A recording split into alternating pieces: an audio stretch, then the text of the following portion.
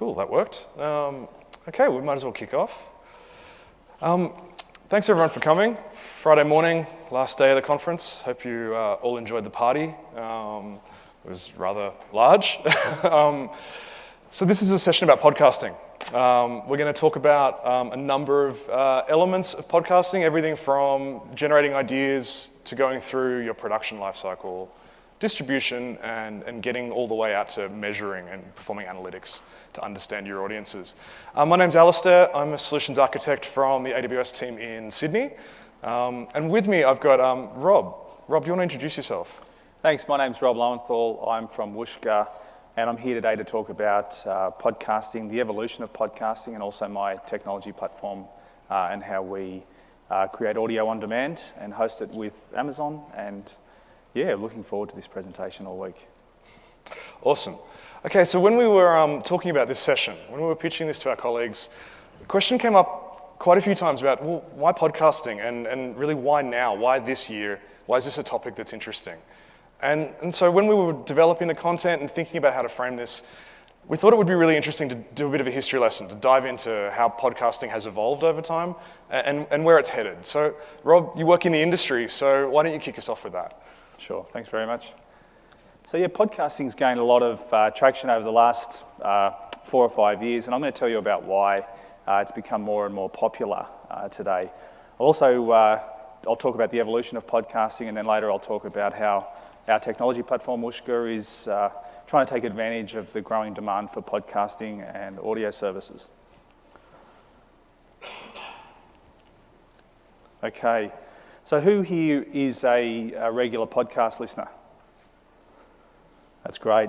Sometimes I speak to advertising agencies and we get a disappointing kind of 20 or 30% of the room put their hands up, but it's a terrific medium. And who's been listening to podcasts since 2004 and who remembers that process when you had to try and sync everything and download, and then you'd go back the next day and do it all again, and it was a slow, cumbersome process. And of course now we live in a world where it's pretty easy just to stream content straight to your phone. Now that's not a picture of my child, although I've seen that face a lot. We live in a generation now where people want to consume their media on demand. We've seen what Netflix have done to traditional TV. And people now are used to consuming their media on demand, when they want it, how they want it. And the same thing is right for audio. So people want to consume their audio when they want it and how they want it. So you'll see this graph, podcasting. We've only really got some data that goes back to 2009. And this represents the US population over the age of 12 who consume a podcast regularly each week. But the numbers are pretty steady between 2009 and 2013. It was a sort of an audience that was typically interested in technology podcasts. They were a lot of the conversation in audio on demand. But something special happened in 2014. Unfortunately, we couldn't get the image for the Apple, didn't get it approved in time, but you can guess what that is. Apple introduced a non-deletable app on their iPhone. So every single iPhone around the world that was sold came with a non-deletable app, and that made a huge difference to podcast consumption. It still comes pre-installed on every iPhone that's sold around the world. In that same year, we had another big moment. In addition to the technology change, we also had some great new content.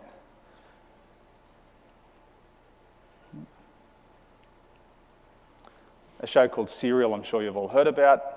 It's a show about a murder that happened in 1999, and this lady, Sarah Koenig, one of the producers of This American Life, decided to investigate the case, and it's a great case of investigative journalism.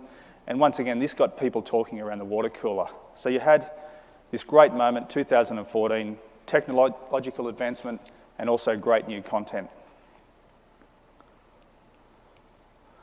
Then in 2015, we saw the introduction of Apple CarPlay and Android Auto. The difference here is, and I remember quite arrogantly saying when I worked in the radio industry, well, radio is safe until you can find a way to read the newspaper when you drive the car. Well, that's not the case anymore. You might not be reading a newspaper, but you can certainly, it's getting easier and easier to listen to a podcast or any form of audio when you drive the car. Now we've got Alexa in the home. And in 2016, Apple announced that there were 10 billion downloads of podcasts that year. And we've got nearly 24% of the adult population in America over the age of 12 consuming a podcast every week for about 5 hours or so.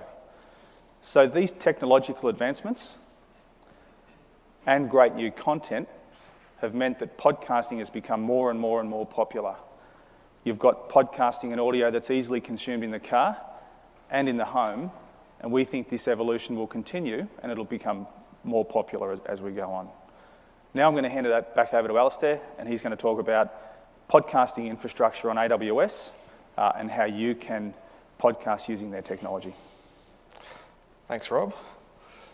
So now this is a technical session, so we're going to get a bit nerdy.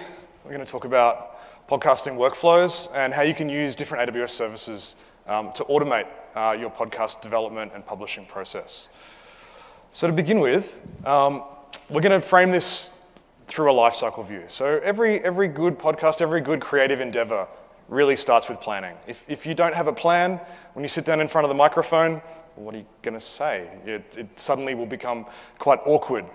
So planning a podcast, what are some of the key elements that make up a really great podcast? We've picked 5 things that we think really are consistent across all of the great podcasts that are out there. To begin with, you need to do your homework. You need to really understand your topic. It might be a technical domain, it might be some kind of social thing. You need to understand your audience and your topic and have some kind of agenda as to where you're going to take people on a journey over multiple episodes. Then you need to think about how you're going to communicate that. So you might have your domain of knowledge, but now how are you going to frame this? You're going to use an interview format? Are you going to do more informal chat kind of structure? Are you going to present short snippets, or are you going to do like hour-long episodes? Something that often gets overlooked is cover art. So when you actually go and publish your podcast into the iTunes store, for example, people are going to find it by the cover art. So you need to have something engaging, something zippy, that people will remember and hang off. And then really tying all of these things together is this overarching idea of a theme. Something consistent that means people will come back time and time again. And people are going to come back time and time again if you post consistently. So a really important thing with podcasts that I really like is some of my favorite podcasts get published, for example, on a Friday every week. So I know that when I get up in the morning, I can refresh my app and the latest episode is there. It's ready for my commute to work. That idea of consistency is how you build an audience. If you're publishing at essentially fairly random times, people aren't going to necessarily know when to come back. If you have that regular cadence, and that all ties into the homework that you did up front, then you're going to get really great outcomes and you're going to build your audience engagement. Now, when we think about the AWS ecosystem, a tool that could be really useful in this space is Amazon WorkDocs. So when we developed this presentation, all of the work was done using WorkDocs. This allows us to do things like put feedback in, put comments in, have version control, and collaborate. Well, all of these different aspects of making a great podcast require you to record this information somewhere, to collaborate, to iterate. And WorkDocs is a great platform for that. You could also use solutions from partners, things like Trello. It's a great solution just for organizing amongst you and your colleagues so you can get the best possible result. Now, moving on from planning, we've got our plan. We understand what we're actually going to talk about. Now, how do we actually go and do that? Well, most people, when they get started with podcasting, will record on their laptop, for example. If you're in the Apple ecosystem, you might use GarageBand. If you're in the Windows or Linux ecosystem, you can use a tool like Audacity, an open source audio workstation. But think about using Amazon Workspaces. So Workspaces, if you're not familiar with it, is a virtual desktop in the cloud. And Workspaces supports audio in and out. So you can actually record your podcast directly in the cloud. But more practically, you might actually think about using Workspaces as an editing station. So a good podcast doesn't only have speech in it, it has other things, sound effects, a theme, and often different segments that have been cut together from different sources over time. So you can do that on your laptop, but you can use the power of Workspaces because you can get very powerful desktops with the service to make that editing process really easy. But you can also access that editor using different devices, using an iPad. No matter where you are, you can get in and use Workspaces to achieve your editing goals. Okay, now this is where we're going to get a bit more nerdy and get into some detailed architectures, the publishing lifespan. So we've produced our podcast, now we want it to go to the world. Well, how do we get started with that? Well, what falls out of that podcast is an audio file, obviously. So we have an MP3 or an MP4 file. Doesn't seem to be a hard and fast rule as to which format is the right format. I observe most of the podcasts I listen to are in MP3s, but MP4 is a completely valid format as well. But then when people are looking for our podcast, we need a way to provide metadata, our title, our episodes, show dates, all this kind of information. And we do this using an RSS feed. And we'll talk a bit more about that as we move through the session. I already mentioned cover art, so artwork is important here as well. So we need cover art. You can also embed images within your podcast. So you can use ID3 version 2 tags to actually embed images within that, and some applications will then show that as the listener is moving through the podcast, which can help with engagement. And then finally, something that's also not always thought about up front is this idea of show notes. So often in a podcast, you'll mention things, and you want to provide a landing page for people to come back where they can find those references, find links to other things you've talked about, and potentially even have a discussion forum so that you can engage directly with your audience. So a great platform for this, for getting started, is Lightsail. So at Amazon, we really like the idea of experimentation. We think that you should try things and then learn and iterate. And Lightsail is a great platform for this if you're getting started with podcasting. To begin with Lightsail, you have bundled plans. So you don't have to think about sizing all of your compute, storage, and networking components individually. It gives you a very simple model to get started from as low as $5 a month. But those plans come with images that have got pre-built content management solutions, things like WordPress, Drupal, and Joomla. And all of these CMSs have podcasting extensions available in their marketplaces. So you can enable these and get started straight away. This will help you to generate that RSS feed that I briefly mentioned before, and allow you to start publishing really, really quickly without having to dive into the code. I already mentioned the pricing is low and predictable, and in particularly, this is really helpful around network bandwidth, around data transfer. So with Lightsail, you get bundled data transfer included in your monthly plan. So that means if your podcast goes viral, if it takes off and your experiment's a massive success, you've got runway because all of your data transfers are included within the Lightsail monthly cost. And finally, similar to the Workspaces idea, you can manage and operate your Lightsail instances directly from the console. You can log into them, you can get to the terminal from a browser. It's a very easy experience to get started.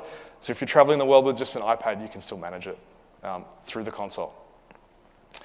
But then what if you do go viral? What if your podcast takes off? Your idea is awesome, you've done all the prep, you're getting lots and lots of listeners, lots of engagement. This is a great problem to have, right? This is where a lot of people want to be. But it presents some challenges. So that RSS feed that I spoke about, this is just a simple text file, small. But every time someone subscribes to your podcast in an application, many podcast apps will then regularly poll that RSS feed looking for updates. Typically, it's about once an hour, depending on the app, that they'll poll your RSS feed. If you've got 100 listeners, that's, it's nothing for any server to handle. But as you scale, if you're getting into the thousands and thousands of listeners, suddenly this starts to present a challenge. If all of these clients are out there constantly polling your RSS file. Now, I mentioned before the idea of publishing on a regular schedule. This has a side effect. If you publish on a Friday, many podcast applications will update the RSS feed and then proactively download the media so that when you're traveling, if you're on the train and you lose network connectivity, it doesn't drop out. This is a great feature, but it also means that your Friday morning data transfer is going to be a massive spike, and then you'll have a lower level for the rest of the week. So you need to think about how you can support that, and you don't necessarily want to size for peak for that kind of workload. And then finally, thinking about measuring and reporting. So your podcast has taken off. Maybe now you want to think about selling advertisements. You want to start understanding your audience reach, who's listening.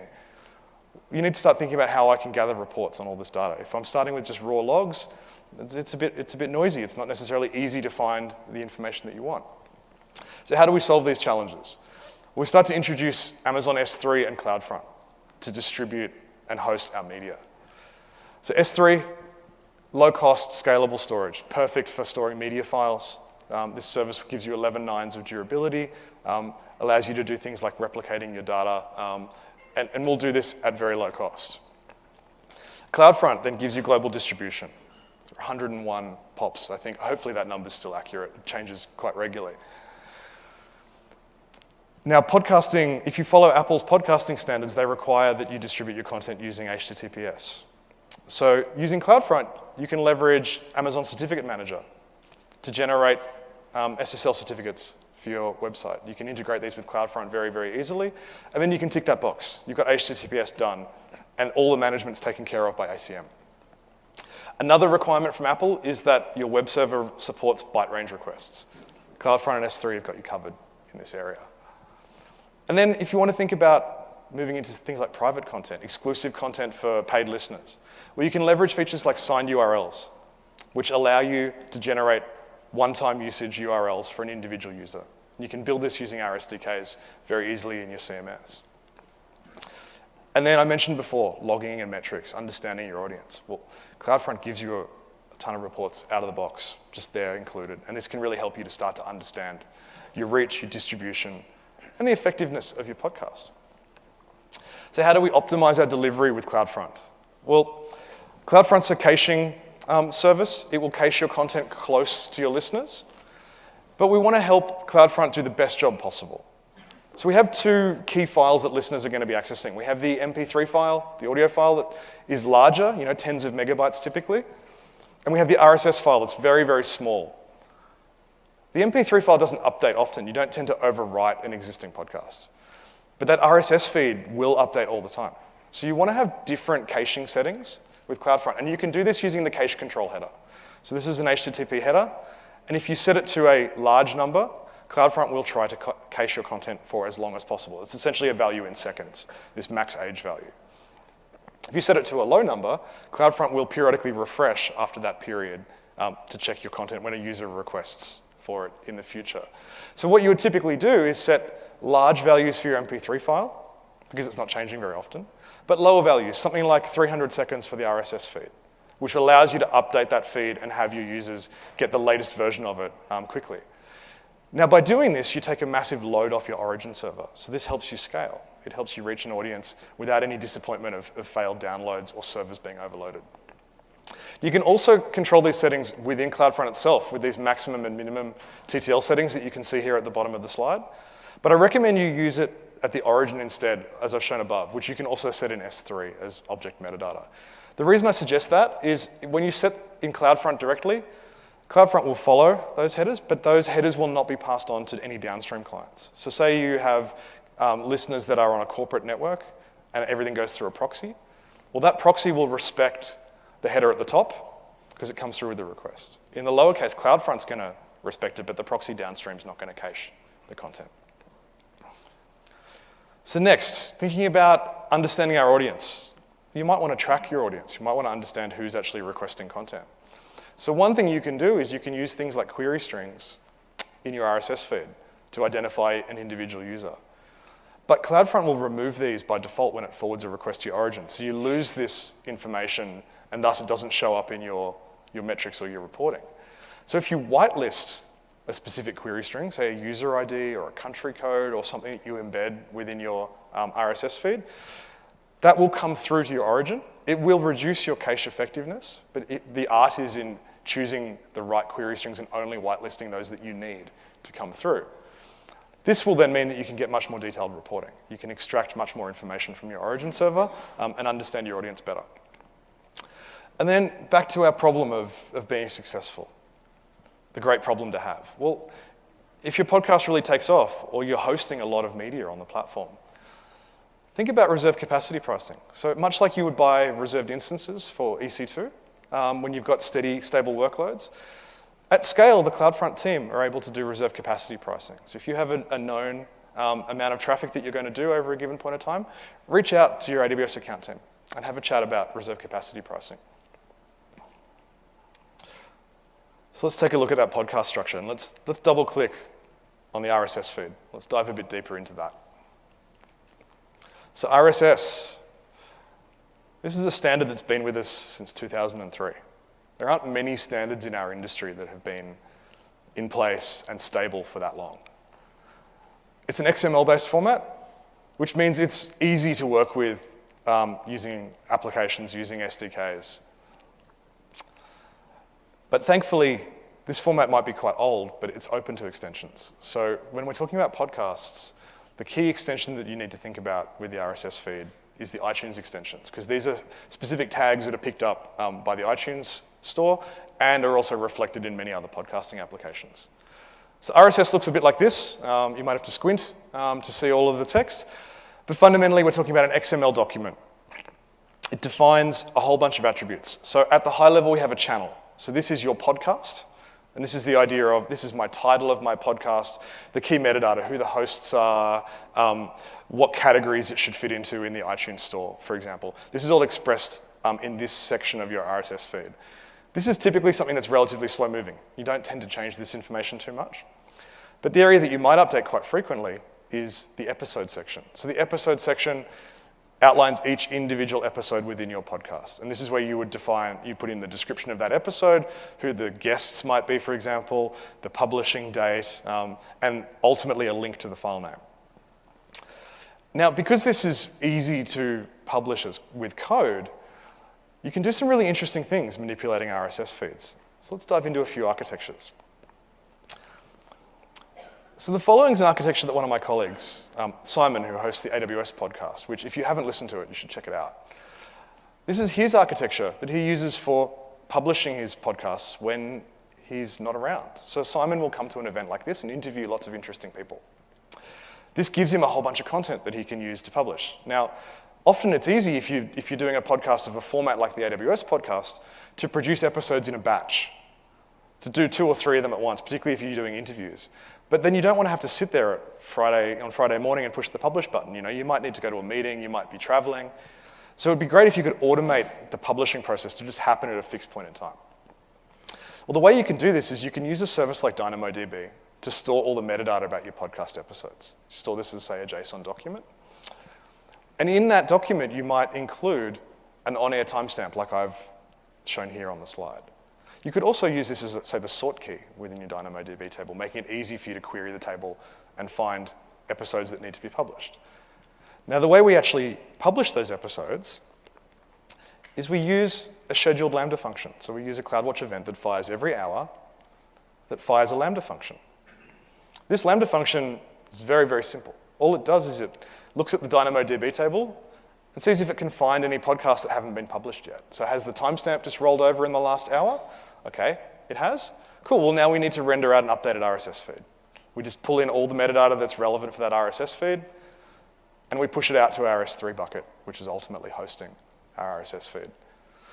Then our clients will poll periodically, and they'll spot the update. They'll pull it through CloudFront, which will cache it on the way in, and we're good to go.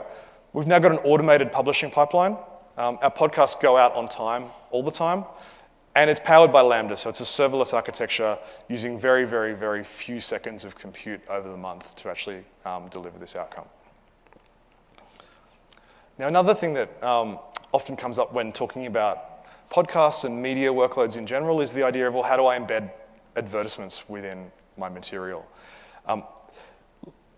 You want your advertisements to be in a place where they're relevant, obviously, to the listeners, but you don't want it to be, well, you want it to be embedded within the audio file so it doesn't show up as, say, a separate episode within your podcast feed. So that means we have to render this into our actual audio file. We need to actually cut this in.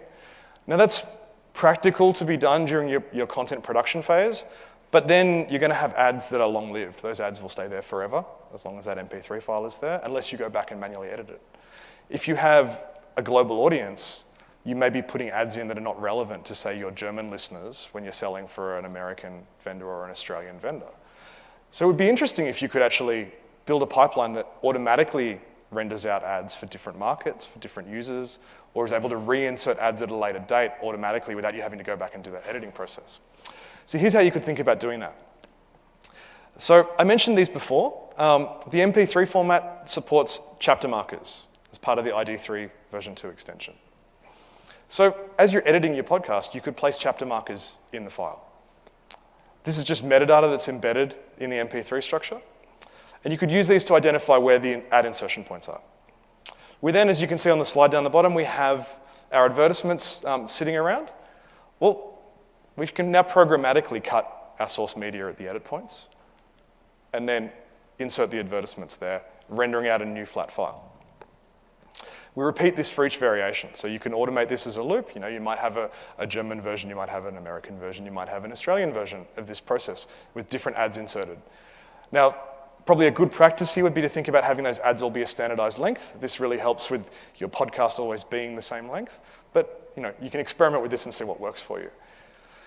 Now, how you could do this is to make this, you could build a serverless architecture to do this and use API Gateway to drive it. So say we finish recording our podcast, we're done, we've done all of our finishing, we've put our chapter markers in, we publish it to our S3 bucket, but we're not ready to go live with it yet. Well, you might stand up an API with API Gateway to trigger the workflow to start. So you hit your API, and that would fire a Lambda function, and that Lambda function's role is to prepare a stitching job. So what it needs to do is it needs to understand my source media, so okay, here's the file name of the input master clip, and it needs some metadata about what ads to insert. And once again, you might use DynamoDB as a platform to store this information. This is a great place to store all the metadata, the times, the markets, the audience for those ads, the number of insertions you want to do, for example. So your Lambda function might query DynamoDB, implement all that business logic in Lambda, and then you can prepare a job and use Elastic Transcoder to do this stitching task. So you send this as a transcode job to Elastic Transcoder. And what Elastic Transcoder will do is it will pull in all the raw media files, your different MP3s for your ads and your master file, and it will stitch them together for you. It will re-encode the content, so you want your source content to be high quality, but one additional digital generation usually sounds fine if you've got good quality masters. At the end of the process, Elastic Transcoder will write this out to an output bucket, so you're now good to add this to your RSS feed and publish it. You can hook up things like SNS, a notification service, to that output bucket so that you can get notifications of when this is completed and tie this all up together into a workflow. You could use something like step functions to actually orchestrate this whole process from publish through to delivery. So how do you find those chapter markers? Well, here's some sample code using an open source library called MP3 Parser. What it basically does is it walks and finds all of the ID3 tags in the MP3 file by loading the MP3 into a buffer. It looks for the tags that have the chap header, which is the actual header for that particular tag. And then it just does a verification that the start time and the end time are in the right order. Sometimes when I've looked at a few podcasts, I've found some stray chapter markers that don't have an end time, for example. And so it's just a matter of doing a sanity check. Now, once we've got our start and finish times of where all of our chapters are, we now know where our ad insertion points are. So we can then go and generate an Elastic Transcoder job, which looks a bit like this. So a transcoder job is just a JSON document, and in one section you specify inputs. You can specify the same input file over and over again. So what you can see in this slide here is, in the first stanza, I've got my first input, my program material.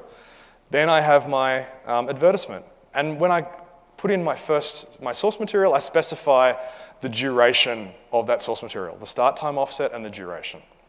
Then I just insert my ad, which is clean, topped and tailed. And then I go back to my source media with the next start time, which I've extracted using these chapter markers. So I submit this as a job, and a few seconds later, Elastic Transcoder will give me a finished, polished audio file.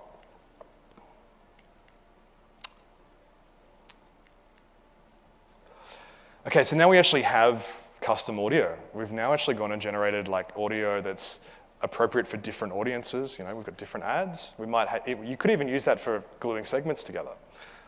So how do we actually deliver that? Well, this is an interesting idea of using Lambda at the edge to mask the media that an actual individual user is getting. So we might put that MP3 file into our RSS feed, but then we might want to serve different content to the German users versus the Australians. So the way we can do that is we can embed a query string in our RSS feed, so a user ID, a country code, something like that. And when that comes through CloudFront, we can use a Lambda at Edge origin request function. So when CloudFront needs to pull the media from the origin because it doesn't have it in its cache, it will call this Lambda function. That Lambda function can look up in DynamoDB and say, hey, I've got the query string, what's the right media file for this user? I know the URI, I know their query string value, what's the right media file for them? It can then rewrite the request, and it can send that to S3 or to your own origin. And then that media file will come back, and it'll hit the CloudFront cache and be sent back to the end user. So the user is essentially none the wiser. We've used a fairly common pattern with Lambda at the edge to transparently rewrite requests based on a tag like a query string. Now, some things that are important to note here. So here's some sample code of doing this. Very, very simple Lambda function, once again, connecting to DynamoDB, looking up the value, and then updating the URI. So this is an origin request function, as I mentioned. It gets executed when there's a cache miss. But what's really interesting is you need to be aware of inter-region calls. So CloudFront has edge locations all around the world. And we execute Lambda at the edge as close to the user as we can. So then where's my DynamoDB table supposed to be? So if the user's in Sydney, and I've got the DynamoDB table in Northern Virginia, suddenly I've added a couple of 100 milliseconds to my Lambda function execution time because I now have to reach out cross-region to pull that metadata down. So you could use the newly announced DynamoDB replication feature that got announced the other day to do this, or you could simply use things like DynamoDB streams to handle replication yourself. When you push something to a master table in, say, Northern Virginia, consume the stream and push it to DynamoDB in each other region. Another thing that I discovered in building out a proof of concept of this was when you have a query string come through and you've got an S3 origin, you need to strip that query string before you forward the request onto S3. Otherwise, the signing process actually turned out to fail. So you can see the second or the third last line there, I think I've explicitly deleted the query string before I forward it through. So this just shows a few different things you can do with Lambda at the edge in terms of manipulating requests. And it ultimately then allows you to hide the actual source of the content from your end user. Okay, so we've gone through our publishing flow. Now we're at the end of the life cycle. We're measuring. We need to understand what's going on. And like any good life cycle, we need to use those measurements to inform our future plans. We want this to be a full circle process. We don't want to just measure and then not change what we're doing. We want to learn. We want to iterate. We want to get better at this. So measuring your content's success and how you're engaging with your audience. Well, CloudFront gives you a number of reports out of the box. So you can understand things like your audience reach. You can understand your most popular objects. You can see things like your top referrers. So where are people coming from that are finding your content? And you can also understand your cache performance, which becomes quite useful over time. You really want to optimize that. It gives the users the best experience if you're getting a high hit rate. But there's some material that CloudFront doesn't give you out of the box. So while CloudFront will tell you your audience reach at a distribution level, it won't tell you per podcast what your reach is. You might have some episodes being, getting a higher level of engagement in particular markets than others. And that can be really useful. That helps you with advertising, for example. It doesn't really give you data about your unique listeners over time as well. So typically with podcasting, you'll want to report on the growth, not only of the number of downloads, but who are the uniques? How many people are actually listening to my podcast? And likewise, for referrers, you probably want to track some of this information over time. But you have the power to generate this stuff. So podcast analytics is like many other web server analytics at the end of the day. We have lots of data sources in AWS that you can use to find this information. CloudFront emits detailed access logs, which you can have delivered to S3, and then you can aggregate together. If you're using an EC2-based platform, you can obviously pull your web server logs. You can push that data through. If you're using S3, S3 produces logs, both going to CloudTrail or going to S3 itself. All of these things can become data sources that you might ultimately host in a data lake, which you'd sit on S3. Now, before you actually build reports, you probably want to clean up that data. So I've found in looking at real-world access logs for podcasts, different applications interact with your RSS feed in different ways. They sometimes attach funny headers, they put query strings on things that don't need to be there, they miss things. You end up with web server logs that actually have different URIs and different parameters depending on different applications and sometimes even different versions. So you can use a tool like Elastic MapReduce or now even AWS Glue to clean up those logs, to get them into a normalized format that makes it really easy to report. And ultimately, you want to write that cleaned up data back into S3. So you want to keep your raw data and write out your cleaned up data. You can then ingest that to a platform like Redshift, which if you've got a lot of logs, will make it really easy to report. But you can also connect Amazon QuickSight directly to S3 and have QuickSight give you visual dashboarding and generate the reports that you're really after. Now, another tool that you can use across this whole lifecycle is Amazon Athena. So Athena lets you do ad hoc querying on your data that's stored in S3. You don't need to run an EMR cluster. So you can use Athena to query that data in its raw form, perform some of the ETLs, but you can also use it to query your cleaned up data and get results really quickly and only pay for the queries that you're actually executing. You can plug Athena, well, finally, you can plug Athena into QuickSight as well to get your reporting visually done on a per query basis. So analytics is something that you're probably going to want to build and customize for your own usages. As I've given you a few ideas about some specific reports. But Rob, we were talking about, when we were planning this podcast, asking you about the history of Whooshkaa, and really you were saying that analytics was one of the key problems you were looking to solve. Yeah, absolutely it was. When I got into this business, look, I used to run a large radio network in Australia, and back in about 2012, I remember that podcasting started to take off for us, and our listeners wanted to consume the content on demand. So we were very interested in the analytics. But I would go to the digital manager at the time and say, oh, how did we perform last month? And his answer would be in terabytes. He would say, oh, we did 10 terabytes last month. And, you know, we were more interested in how many humans actually listened to the content. So when I left that business, I decided to build a technology platform that would at least handle that problem around giving accurate statistics to podcasters and reliable analytics. And we've come a long way now with analytics. The IAB just introduced some standards around what a user actually is and what a download means in the podcasting landscape.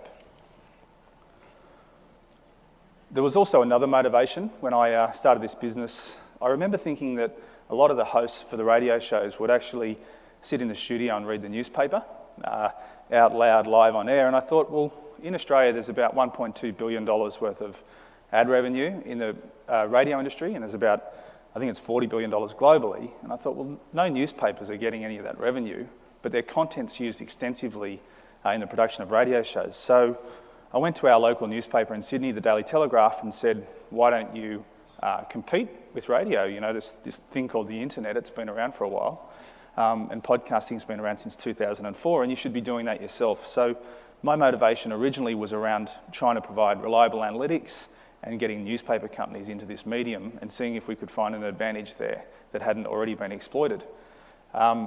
So we started building this platform about 18 months ago. We launched 18 months ago. We started building 2 years ago. And we now provide podcasters with an end-to-end audio-on-demand solution. I'll go through each of the capabilities of the platform. We provide hosting to podcasters, as you'd expect. We provide them with amplification, so distribution. You can distribute. We have tools to distribute to third-party applications like iTunes, to embeddable players on websites, and also to social media feeds. We also allow podcasters to use our tools to stitch in dynamic ads. We have recently released a new capture editing facility so that podcasters who want to just use one application to do all the work can just jump into Whooshkaa, have their show recorded live in here, and use our editor to produce a podcast, stitch in content, and share it out to the normal channels. In 2 weeks, we released this product. It's called Live. It allows podcasters to generate an embeddable player that can be played live on a website. So that newspaper I was talking about, the Daily Telegraph, will be the first to use this feature in 2 weeks. And it's finally this dream that I had about them competing with radio stations is becoming more real, because now it won't just be in an on-demand format. It'll also be in a live format. And back in May, we started using Amazon's Poly feature to generate audio from text. So when I started working with a lot of the newspapers, I realised that they didn't actually have the entertainment value that radio people were able to put into audio content. And I remember sitting back thinking, well, maybe we'd be better off just getting robots to read this stuff. And so we actually have got robots reading the newspapers now for those guys. And I'll show you some examples later on. Here's a little demo, 30-second video about how Whooshkaa Waves works. and this will be available over the next couple of weeks.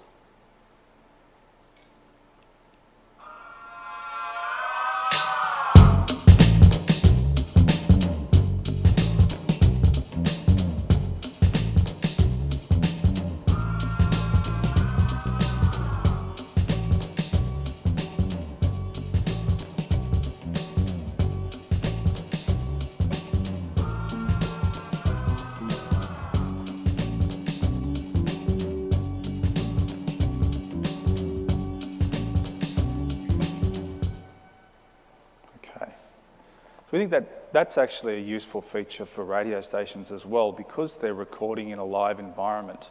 At the moment, they go to another application to get the audio that's been stored somewhere. Then they've got to open up something like GarageBand, edit it, do their work. Then they upload it into a podcast host and they share the content. What we're trying to do is reduce that friction so that they can just use one application like Whooshka to get their content out really quick after the show. And as I said earlier, we're introducing live streaming with the Daily Telegraph, and we're using AWS's Media Store, which was something that was announced a couple of days ago. And that's going to make that whole process a lot more smooth. So I did mention that we've also been using Amazon's Polly and using text to generate voice in up to 52 accents and 25 languages. Here's another demonstration video about how this is working for our media partners in Australia. Publishers and companies using the Whooshka platform can now generate an audio news bulletin in real time, combining the top stories of the day into a single podcast.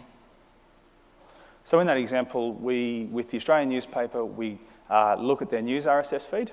They'll type it into our product, and it generates, it looks for the top 10 stories of the day. We grab the first paragraph from each story, stitch it together, and generate a podcast or an MP3 file that can be shared via an embedded player, or it can easily just be uploaded as a podcast as well. We've used the same technology and the same approach for a company called Telstra, a telecommunications company in Australia. They wanted to generate live score audio for people who listen to, people who use Google Home and Alexa as well. So we use that technology to grab data from score data and generate the audio when the request is made through Alexa. And here's an example. When the teams aren't playing and there's no score, we generate an auto message about what position on the leaderboard your team is and some basic information about them. Sydney Swans played Carlton in round 23 at SCG. Swans won 21 goals, 12, 138 to 8 goals, 9, 57. So we're really excited about this technology because we think that there's a lot of different use cases where people want to generate audio, but it's not always for entertainment purposes. Quite often, audio can be used for educational or inspirational or call to action. There are so many different reasons why you want to use audio that don't just involve talking about your favourite car or the kind of hobbyist style of podcast that we've become used to. And we're trying to build a technology application that caters for everyone who's interested in audio. I think with the introduction of the connected home and the connected car devices, it just means that audio is going to be a bigger part in our daily lives. And by using Polly and stitching that together with human-generated content, it gives us just a broader reach for audio. I'm going to hand it back now to Alistair, and I'll finish off in about 10 minutes. So let's take a look at some of the code that sits behind that sports score use case. So this is some of the code that Whooshka's using to generate those sports scores. And it shows a couple of interesting features around working with Polly and how you can programmatically generate audio. So in the context of sports scores, one of the interesting problem spaces is a lot of stadiums, particularly in Australia, have three-letter acronyms as part of their names. And Polly sometimes needs to be taught how to say those the right way, in a familiar way. So you can see in the code at the top some customization of the way Polly is actually speaking. It changes the pace for the word AFL, or for the frames AFL, and it changes the way MCG is pronounced to get it right. So this shows you how you can customize Polly for domain-specific use cases with very minimal code. The other thing that's interesting in this code is the block in the middle, which is to be aware of the idea that when you're working with Polly, the maximum number of characters one request will process is 1,500. So if you're reading out long-form material with Poly, what you need to do is think about catching those boundaries, those word boundaries, at around about 1,499 characters, as shown here. And then if you have longer text, you're going to have to do multiple requests and then do a stitching operation to glue them together. So in this case, I'm pretty lucky with sports scores. They tend to be short and sharp, but it's something to watch out for if you're starting to use this to, for example, read whole news articles. Now, this is how the Whooshka customized audio architecture works. So Whooshka is built on top of an Elastic Beanstalk PHP stack. This allows their developers to focus on their code, and the infrastructure management gets taken care of by the platform. They use a similar pattern to the one I mentioned earlier around the idea of tracking users through using query strings and the like. So these come through CloudFront and get into their application. They're then able to check listener preferences from a backing relational database and use this to customize the response in the RSS feed for the user. They also can use the cache control header at their origin, just in their web server configuration in PHP, to manage the CloudFront cache for each individual asset that gets returned.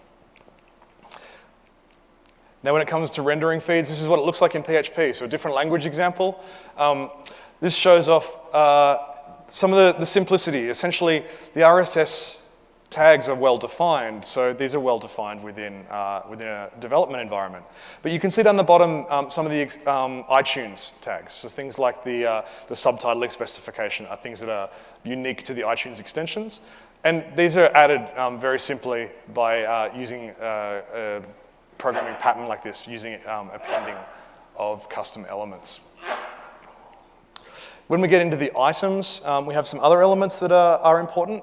One of the items that's quite useful is the GUID, the GUID at the bottom here. So in podcasting standards, the GUID is expected to be consistent for the same audio file. So you might put the same podcast, the same episode into two different feeds.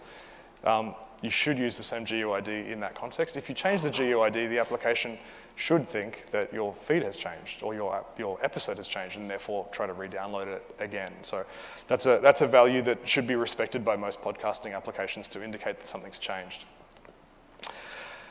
So this is all very simple from a programming perspective. And we've talked a bit in this talk about the idea that RSS is a very flexible format. It's very easy to manipulate, and it opens up some opportunities to do customized audio, to do things that are personalized to the individual listener. And so, Rob, to wrap up, you've built a number of things in this space, and you had an example you wanted to share. Yeah, absolutely. Thanks. So yeah, we're always trying to find new ways to innovate with audio because we see this great trend in, well, like I said before, connected homes, connected cars, and audio has so much application because it's so convenient. You know, you don't have to stop what you're doing and look down at a screen to consume audio. It's convenient because you can drive a car, you can go for a walk, you can go to the gym and listen to audio. And we think that's probably why audio has been so resilient over the years. And, you know, nothing's killed radio yet because you can do it while you're doing other things, unlike TV media and other forms. So we keep thinking about how can we do something new with audio and still be excited by the fact that it's convenient and the new technology.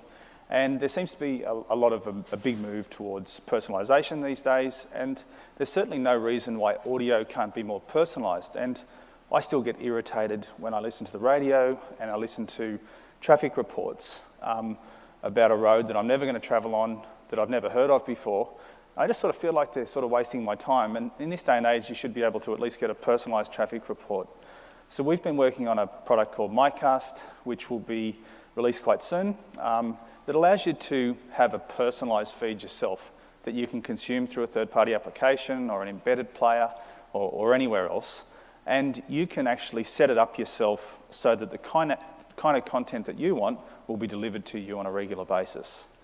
So in this example here, we've got maybe a quote, some weather, the traffic. We know where you live, we know where you work, so we'll be able to give you a traffic report that says, today it's 46 minutes, avoid the Pacific Highway, for example. And then we can actually stitch in your favourite podcast from that podcast feed as well. Because we've got a room full of developers, we thought we'd actually build another feature for you today. So we've replaced the music with Jira tickets. So it's a bit sadistic if you want to drive to work and listen to your bugs from last night or some ticket you haven't finished. But hey, I'm not judging.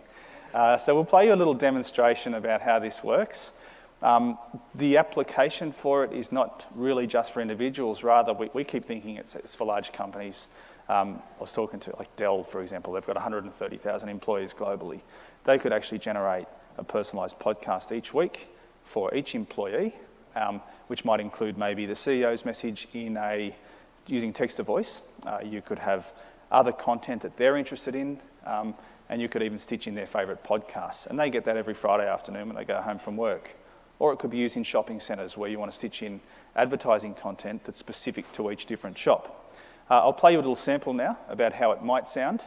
But remember, it's the combination of both human content and robot kind of content. And we think that that's going to be a real powerful combination. You know, you always hear that story about Kasparov being beaten by the robot and AI is going to rule the world one day. But what people always fail to tell you is that the combination of a human and a robot is far powerful, much more powerful than just the robot alone. And we think the same kind of theory applies with audio. When you've got sort of this automated content combined with your favourite and entertaining content, and typically the automated content will be personalised and relevant to you, we think that combination is going to be powerful. And we hope that that's going to change the way that people consume audio in the future. And I'll play you a quick example. Good morning, Robert.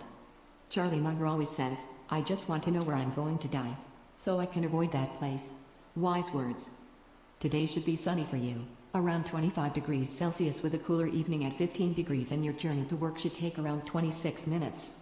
Yesterday, you didn't complete 2 JIRA tickets assigned to you, and overnight 3 JIRA tickets have been assigned to you within the project bugs, from 2 contributors. Overall, there are 6 tickets that are due this week, across 3 projects. And now, the latest episode of the podcast, Open the Pod Bay Doors. Okay, that's a demonstration of the kind of content that we can pull together, and over time we'll just increase and expand the number of different data points that we can grab information from to generate these unique feeds for individuals. But to sort of sum things up, we are very excited at the moment about audio because even though it's had one of the slowest evolutions in technology history, if you talk about 2003 when the standard started, it's starting to really come of age now because it's convenience, because we like consuming media on demand, and because of the technological advancements and great content that's in the market for audio now. We think it's just going to continue to be more and more a part of your daily lives. And you know, you can consume this kind of content in Alexa, in your house, or in your car, or at work through your favourite podcast player. So, yeah, that sums everything up. We're all quite excited about the evolution of audio, and hopefully you are too. Thanks very much for coming today, and I'll just let Alistair have the last word. Yeah, thanks, Rob. And yeah, I just wanted to reiterate, thank you for making the time on the Friday morning. Hope you enjoyed it. We'll be here now for the next, 10 minutes or so, if anyone has any questions. Yeah, enjoy the rest of the event, whatever's left of it. Thank you.